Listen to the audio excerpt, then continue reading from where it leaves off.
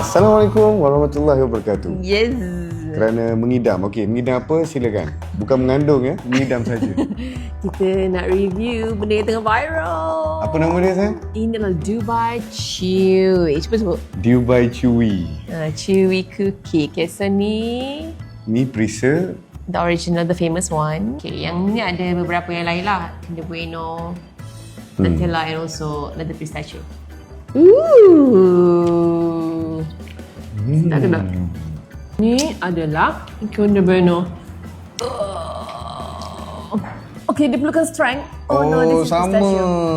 This is so good. You all kena try ni. Okay, saya cuba teka. Ni pistachio ke Nutella? Kalau mana, I kena kiss you. Betul. This one is Nutella. Okay, nak try tak yang? Boleh? Bismillah. Dia cocoa powder dia sepah sikit lah. Sedap ini lah, sedap ini. Terbaik. Kesimpulan dia, which one is your favourite? Kalau hari-hari suka yang Nutella lah. Oh ya?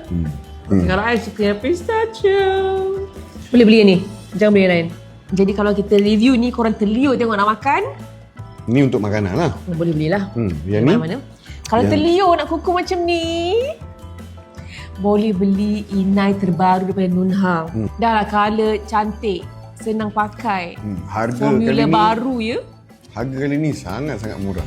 RM10 je. Harga dia RM10 sahaja, RM9.90 saja. Ada 3 warna, black, maroon and brown.